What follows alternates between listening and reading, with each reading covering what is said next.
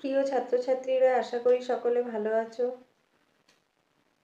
আজকে আমি তোমাদের জন্য নিয়ে এসেছি Bardhaman university BA third semester Bangla মেজরের একটি গুরুত্বপূর্ণ প্রশ্নের উত্তর।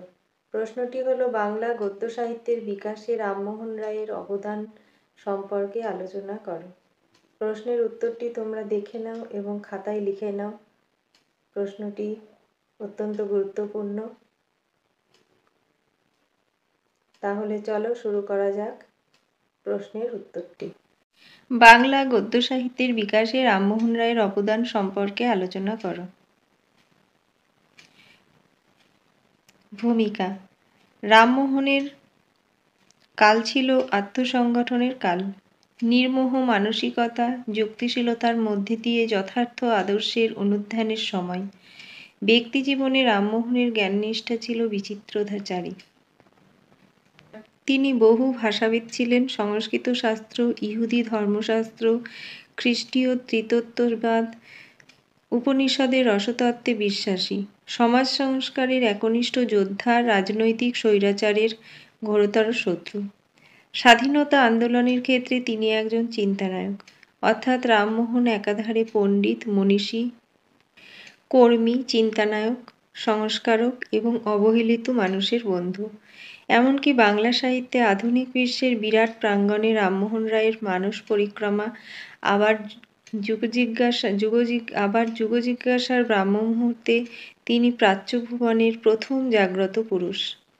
আত্মপ্রত্যয়, আধুনিক যুক্তিবাদ, বিজ্ঞান মনস্কতা এবং উদার মানবতাবোধ নিয়ে রামমোহন তার সাহিত্যে সমাজ জীবনমুখী তাৎপর্যকে বড় করে তুলেছেন।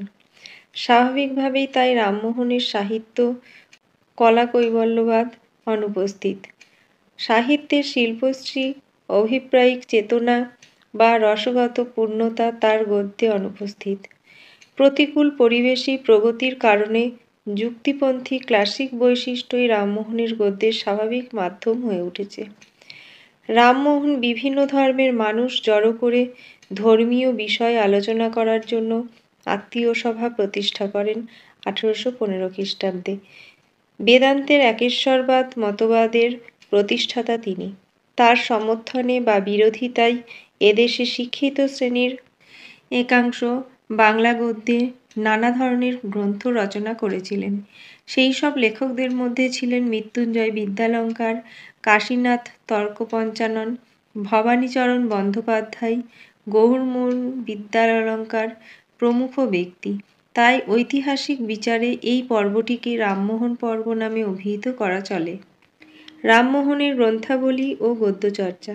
1815 খ্রিস্টাব্দ থেকে 1830 খ্রিস্টাব্দ পর্যন্ত এই 15 বছরের মধ্যে অন্তত 30 খানি গ্রন্থ রচনা করেন। এই গ্রন্থগুলির বিষয় গুরুগম্ভীর, কিন্তু শুধুমাত্র শিক্ষিত শ্রেণীর নয়, সাধারণ মানুষের কল্যাণ চিন্তাও এর সঙ্গে যুক্ত হয়েছিল। গ্রন্থগুলিকে কয়েকটি ভাগে বিভক্ত করা যায়, যথা: অনুবাদমূলক গ্রন্থ। প্রাচীন সংস্কৃত গ্রন্থের অনুবাদের মধ্যে বেদান্ত গ্রন্থ, বেদান্তসার, কনৈষ্কাঠমণ্ডুক্য এবং মুণ্ডকোপনিষদের অনুবাদ, গায়ত্রীর অর্থ উল্লেখযোগ্য। বিতর্কমূলক রচনা। ভট্টাচার্যের সহিত বিচার, উৎসবানন্দ বিদ্যাবাগীশের সহিত বিচার, গোস্বামীর সহিত বিচার, সহমরণ বিষয়ক প্রবর্তক ও নিবর্তকের সংবাদ, কবিতাকারের সহিত বিচার অনুষ্ঠান, সহমরণ, পাদরী ও শিষ্য সংবাদ, পথ্যপ্রদান প্রভৃতি বিতর্কমূলক রচনার অন্তর্গত।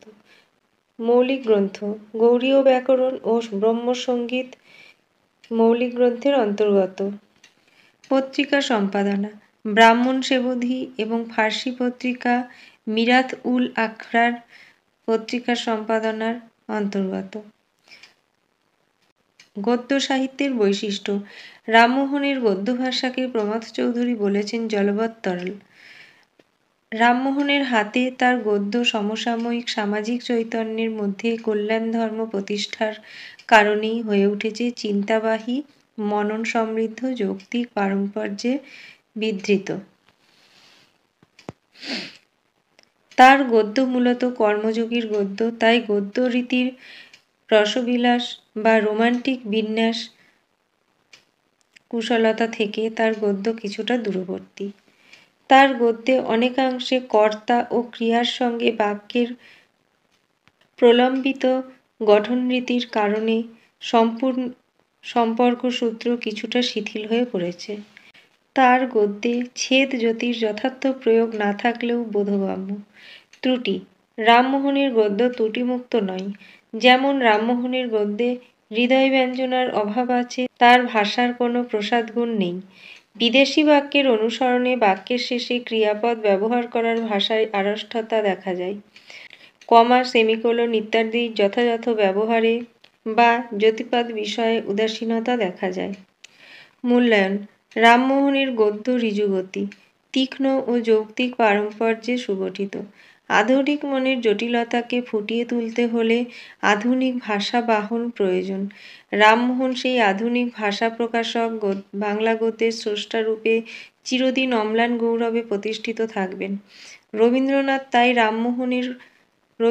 তাই রামমোহন সম্বন্ধে উচ্ছ্বসিত প্রশংসা করে লিখেছিলেন, কি রাজনীতি, কি বিদ্যাশিক্ষা, কি সমাজ, কি ভাষা, আধুনিক বঙ্গদেশে এমন কিছুই নাই রামমোহন রায় স্বহস্তে যাহার সূত্রপাত করিয়া যান নাই।